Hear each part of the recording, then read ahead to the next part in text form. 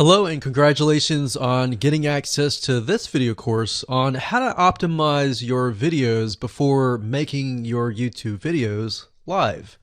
So this is video number 1, which is the introduction to YouTube search engine optimization.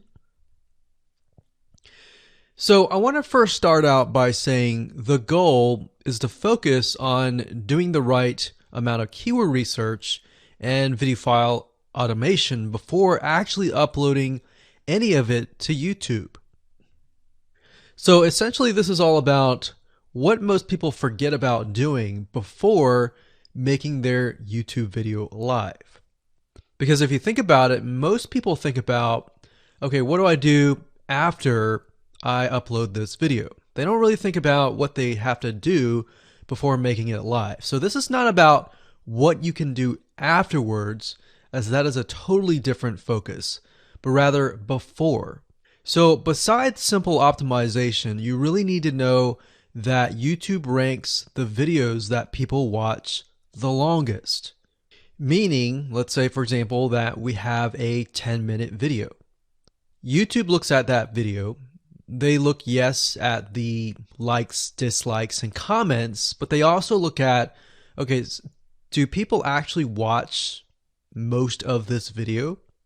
And based on, let's say, 1,000 views, how many of those 1,000 views actually watched either 50% or 100%, or how many minutes total? 1,000 times how many minutes was watched. So they really look at how long people watch the videos as a whole. Meaning the more viewers and the longer that they watch, that will get you ranked up further and further up.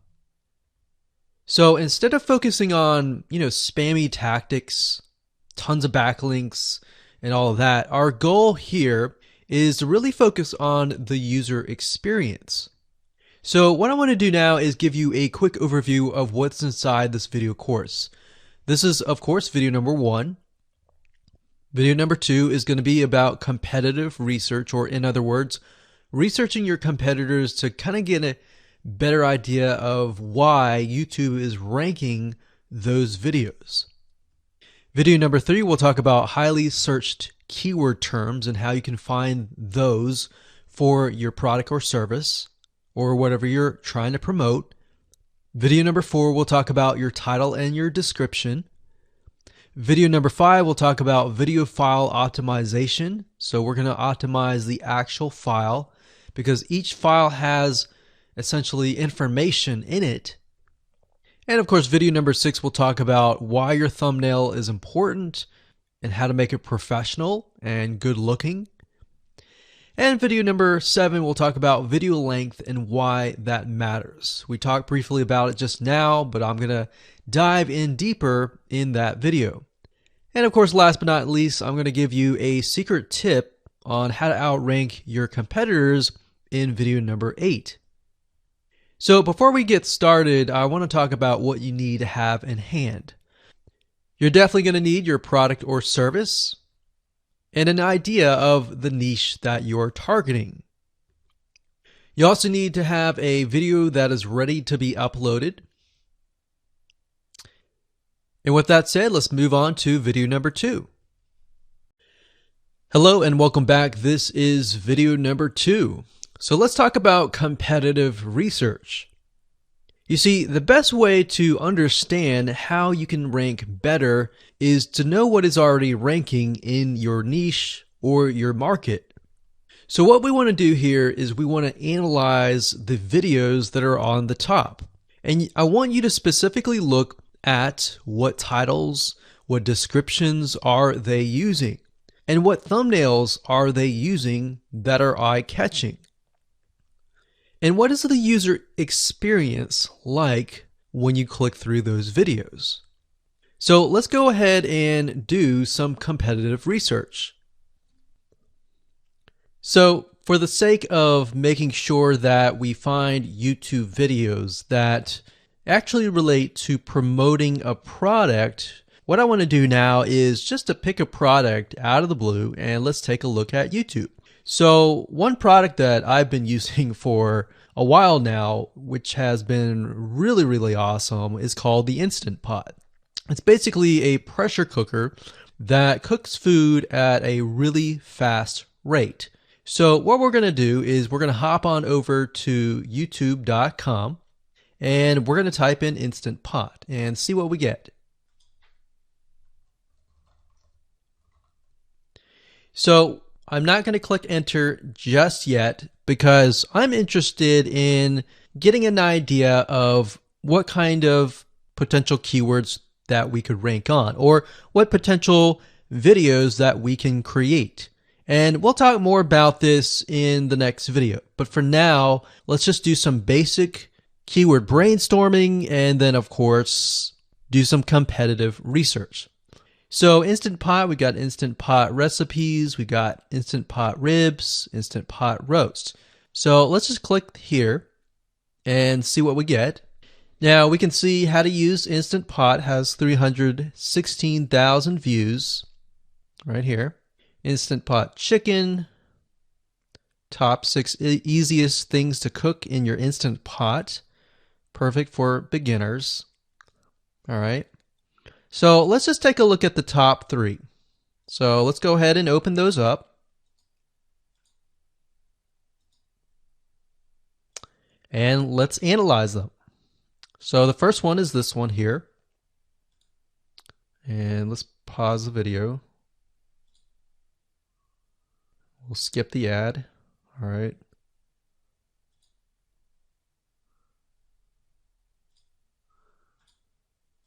Okay, so how to use the Instant Pot 101 for beginners. So if we think about the type of audience that the Instant Pot attracts, it attracts somebody who has a busy life, who may be a beginner at cooking and just wants a quick and easy meal done fast. So we can see that. So one thing that I like to do is I like to copy the titles to Notepad. Just kind of get an idea of what we're dealing with. So that's the title. Looks like she's promoting an Amazon affiliate link. We can see that here, Amazon.to. We've got Instant Pot hacks, Instant Pot yogurt, and all that. So what she's doing, it's very funny, but she may not realize she's doing this, but what she's using is a method called siloing. And she's basically telling YouTube, hey, not only do I have this video on Instant Pot, I've got Instant Pot hacks, yogurt, recipes, and other recipes. So let's just copy that in here. So that's video number 1. So we're going to rank it from video 1, video 2, and video 3. Let's scroll down a bit. We've got 373 comments. I will say when it comes to YouTube, they're looking for engagement. So comments is good, likes are good, even dislikes are good as well. Even though dislikes are bad from a human standpoint, it tells YouTube that there is engagement. All right. So sometimes we're going to be able to view, we can't do it here, but sometimes you'll actually be able to view more data. But for now, you can't hear. Now, we can actually dig deeper if we want to. So let's just take a look at Natural Brittany's YouTube channel. Because when you're doing competitive research on YouTube, it's not just that particular video. It's actually the whole YouTube channel as a whole. The authority that that channel holds. So she has 116,000 subscribers. Click on the videos.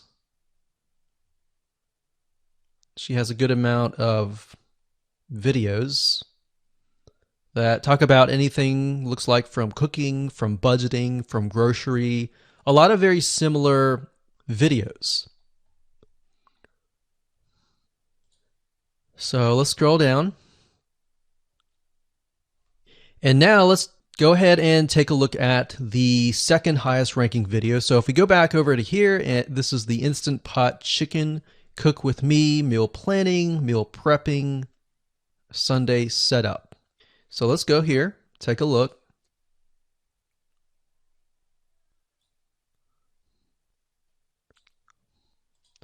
Okay, let's see here.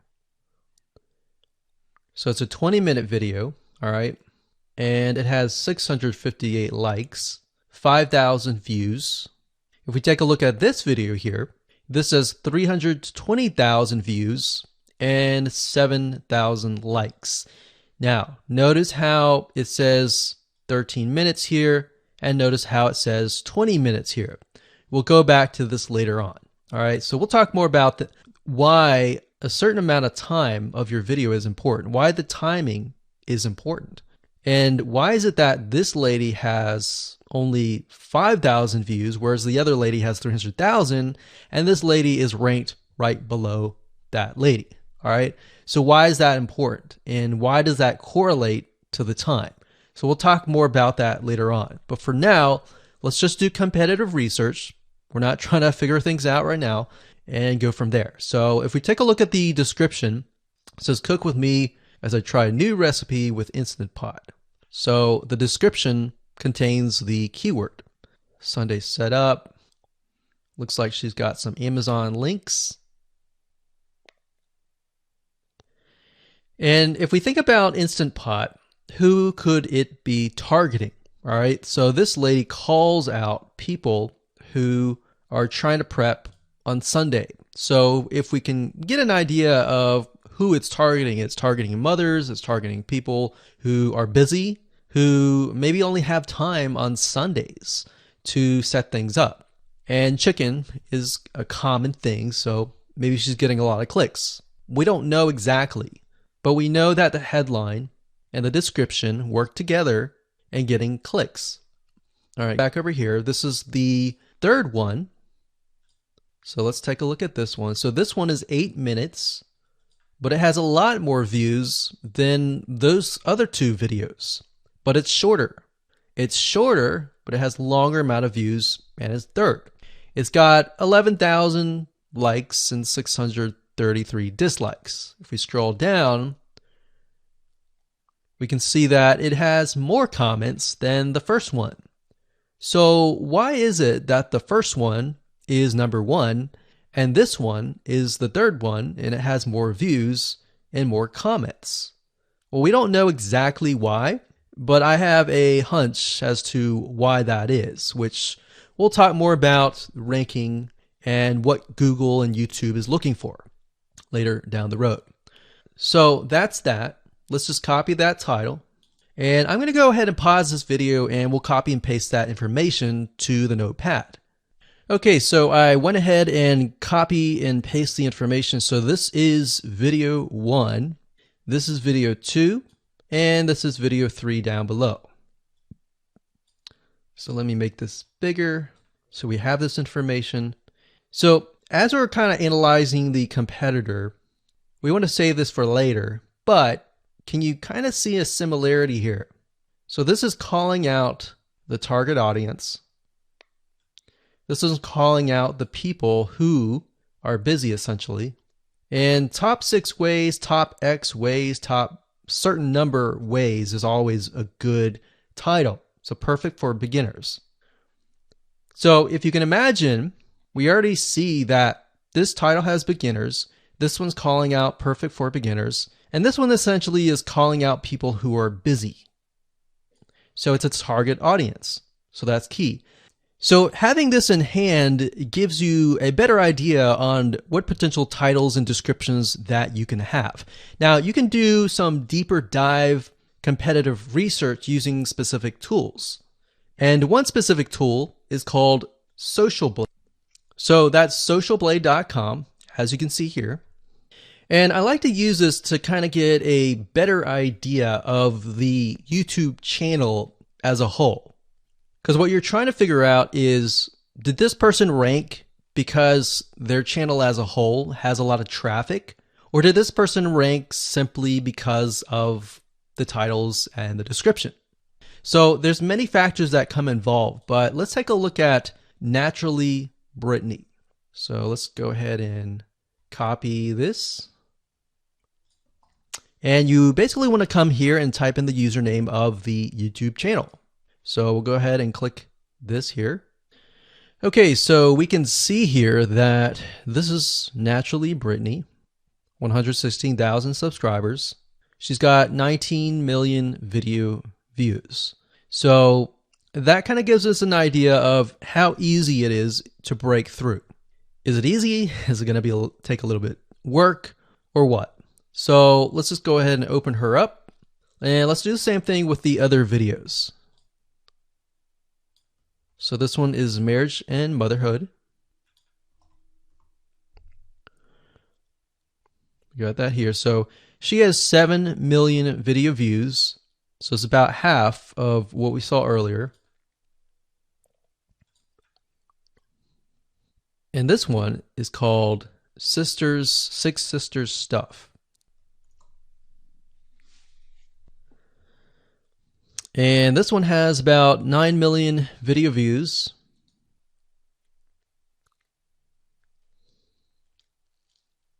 So right off the bat, we can see that if we were to rank on the keyword Instant Pot, it's going to take a lot to break through. But the way we can break through is by using essentially subcategories of that keyword. So Instant Pot recipes or Instant Pot chicken recipe, stuff like that. So we can see that each one of these has about 100 to 200,000 subscribers. So you're going to have to be competing against that. Now, obviously, if you have a good size YouTube channel, that will usually mean that you can break through fairly easily.